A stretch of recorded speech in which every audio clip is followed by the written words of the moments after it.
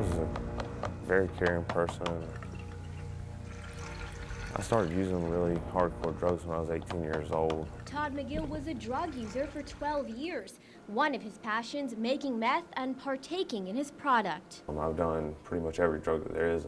I didn't come out a lot during the day. I come out a lot at night. McGill agreed to step out of the shadows and show us a glimpse of a life he's trying to leave behind. His life as a former meth cook.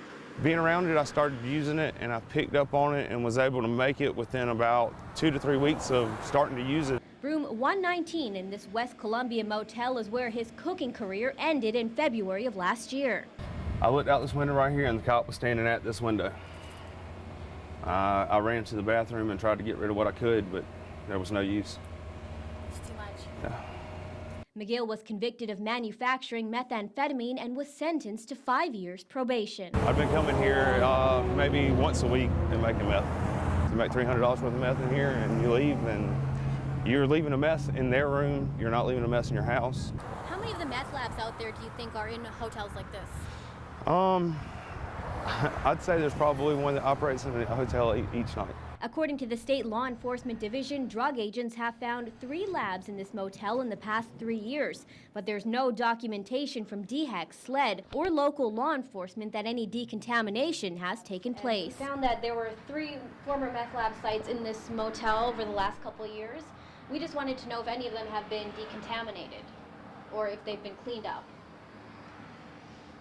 We really don't know about, I don't know, like the carpet. We changed it last couple of months before, you know. Of the meth labs that you've seen, what % could you estimate you found in motels?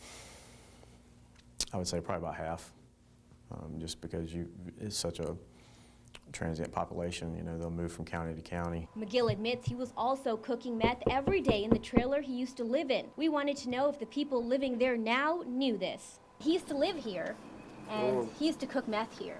Oh, okay. Did you know that? No. Do you think somebody should have told you before you moved in that there was a meth lab in here? Maybe, yeah, I should have at least learned about it. Every once in a while I get a smell, a weird smell, and I don't know, maybe it's from that then. Kind of like ammonia? Yeah. The smell didn't go away when I lived here.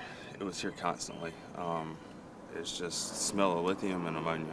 Landlords and mobile home brokers are not required under law to disclose if a meth lab was once on the property. Under state law, sellers, however, are required to disclose that information if they're aware of it. Sometimes the pressure is put on that seller to maybe not put down things because they feel like it will impact their property.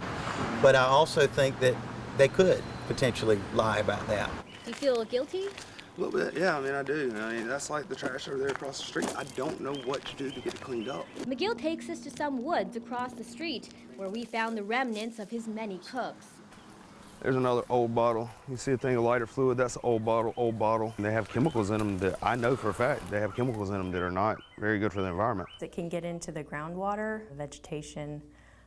A lot of these chemicals are required to be disposed of in a specific way because they're so toxic. We recovered one next to a playground at an elementary school probably about a week and a half ago. There's like a sludge or what may look like salt or rocks in the bottom of it. It's unknown how many meth waste dump sites have been found or cleaned.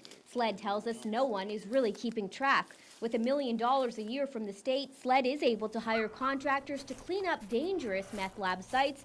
SLED tells us the money goes quickly, and there's no record of which sites have been decontaminated.